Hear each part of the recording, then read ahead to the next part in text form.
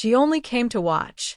Just another military demonstration on the edge of the base, where the ocean breeze carried the scent of salt and steel, where the crack of rifles and the thrum of helicopters stitched the sky into something electric. Civilians weren't usually invited here, but she had a pass, an old favor owed, quietly granted. She stood among the crowd, blending into the hum of families and tourists, eyes fixed on the precision drills of the Navy SEALs. But then it happened. The commander, broad-shouldered, his uniform crisp as a blade, walked past the ranks, scanning like a hawk. His gaze locked onto her, then drifted downward. For a second, his stride faltered. His eyes widened, his face drained of its calm, and silence wrapped around him like a storm about to break. It was the tattoo. Faded, hidden just beneath her sleeve, but unmistakable. The kind of ink that wasn't decorative but earned, marked lived. The crowd hadn't noticed, but the commander had. His breath hitched, and when he spoke, his voice wasn't for his men. It was for her. "Where did you get that?" Her pulse hammered. She hadn't expected to be seen, much less called out. She tugged her sleeve lower, instinctively. "It's old," she murmured, hoping he'd let it drop. But SEALs didn't let things drop. Especially not that mark. The commander dismissed his men with a sharp signal, then cut through the crowd toward her, his boots heavy against the asphalt. People turned to watch, whispers spreading like wildfire. He stopped only inches away, his shadow towering. "That tattoo doesn't belong to anyone ordinary," he said, low but fierce. "It belongs to Ghost Squad." The name sent a shiver racing down her spine. She hadn't heard it spoken aloud in years, not since the mission, not since the night everything went wrong. "You're mistaken," she whispered, but her voice cracked. His jaw tightened. "Mistaken? I served with Ghost Squad, and only 7 of us were branded with that mark. 6 men. 1 woman, and she vanished." Her lips parted, words caught in her throat. The weight of her past pressed against her ribs, heavy as the ocean pressing on the hull of a submarine. She thought she had buried it, buried her name, her service, her guilt.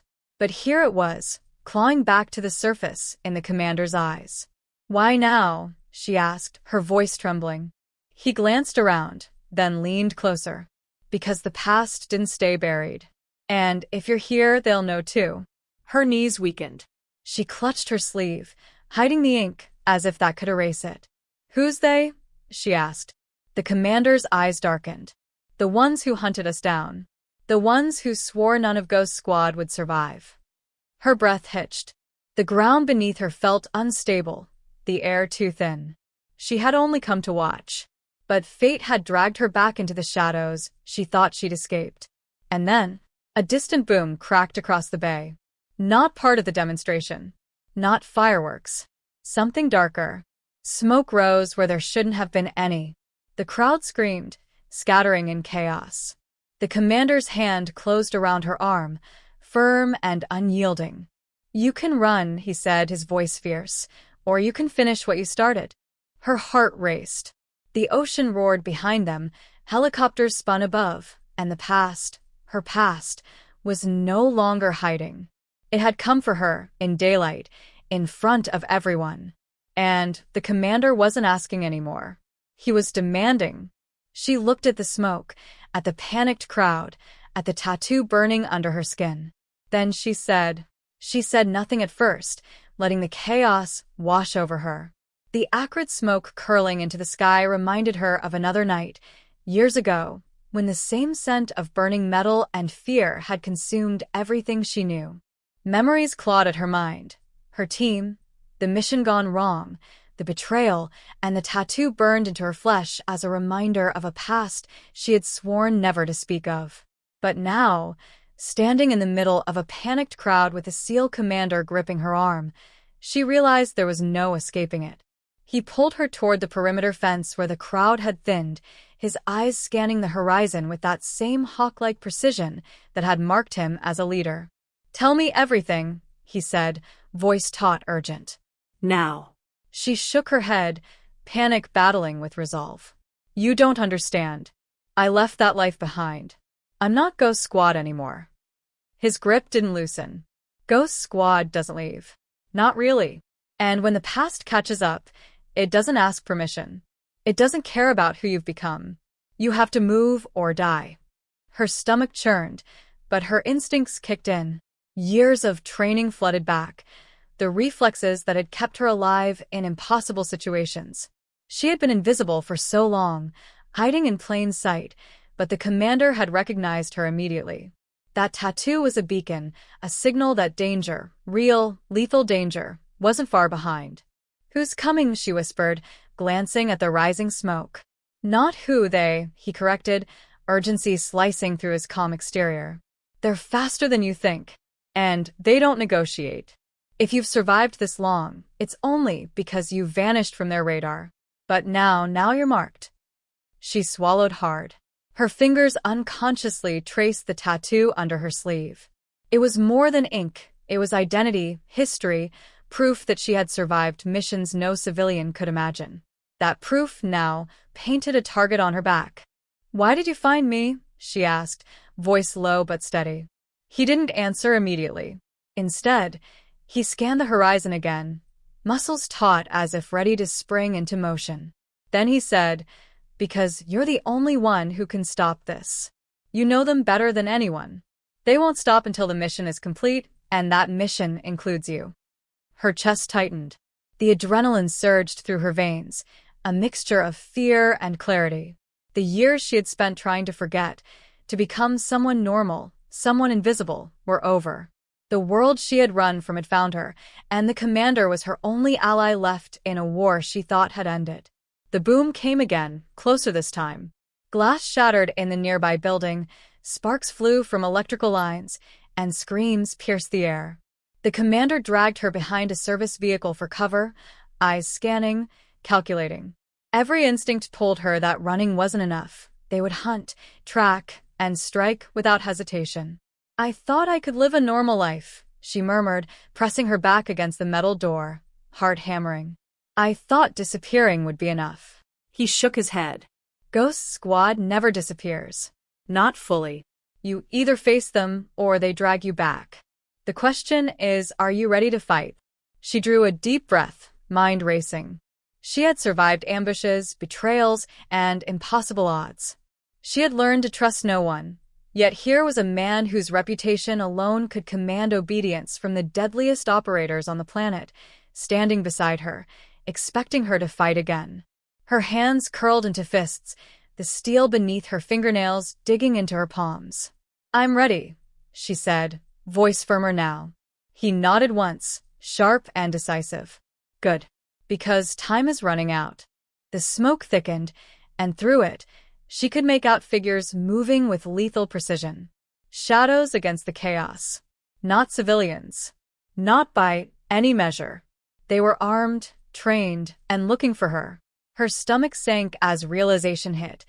She wasn't just being hunted, she was the key to whatever they were after. "Split up," the commander ordered, his voice carrying over the chaos. "You take the back. I'll draw their attention. Move fast. Every second counts." She hesitated. "Alone." "Alone," he confirmed, tone ironclad. "They'll expect me. They won't expect you." With that, she slipped into the shadows of the smoke-filled street, senses sharpened, every nerve screaming with anticipation. Her years in Ghost Squad had taught her how to move unseen, how to anticipate, how to survive when everything screamed against it. And now, every lesson mattered more than ever. Footsteps echoed in the distance. Quick, deliberate. Her pulse synced with the rhythm of approaching danger. She pressed against the wall of a building, every muscle coiled like a spring. The tattoo beneath her sleeve throbbed, not just as a memory, but as a signal, a reminder that she was still part of something far bigger than herself. Through the haze, she spotted a figure emerging, scanning, weapon raised. Her mind raced through possibilities, exit strategies, and contingencies. She had trained for moments like this, but never in the open, never with civilians around, never with history clawing at her from every direction. The figure stopped, cocked his head, and something in his stance told her he was experienced, trained, lethal. Every instinct screamed that this encounter wouldn't be brief. She exhaled slowly, centering herself, the ink under her sleeve burning like a map to the past she had tried to escape. And then, before the figure could advance, a sharp whistle cut through the air. The commander had returned, moving like a shadow among shadows, and the street became a chessboard of deadly precision. She ducked low, heart hammering, and for the first time in years, felt the old thrill, the mixture of fear, clarity, and resolve that had defined her life in Ghost Squad. The world was a battlefield again, and she was exactly where she needed to be, even if she didn't yet understand why.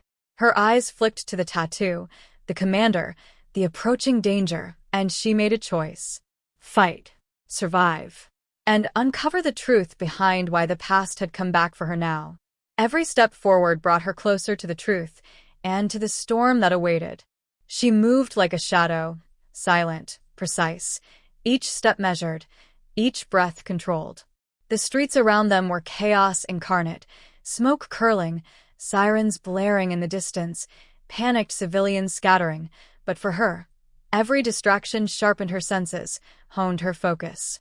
She had been here before, in impossible situations where failure meant death, and she knew one truth. Hesitation was the luxury of the untrained. The commander was already ahead, his presence a force of gravity, drawing the enemy toward him with calculated moves that screamed experience.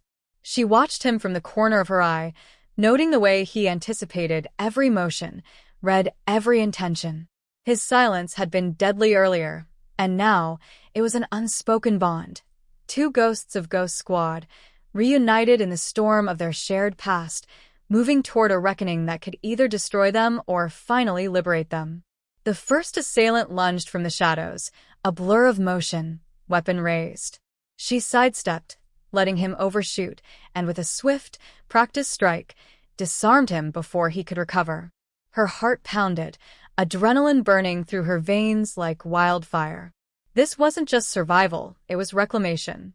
Every movement screamed of the woman she had been, the operative forged in fire, yet tempered now with a wisdom born of loss and solitude. Behind her, the commander had taken down another, silent, efficient, every motion precise. They were a team without words, communicating through instincts honed over years of impossible missions. And then it hit her, the realization that she had been running not from enemies, but from herself, from the power, the capability, and the truth she had tried to bury.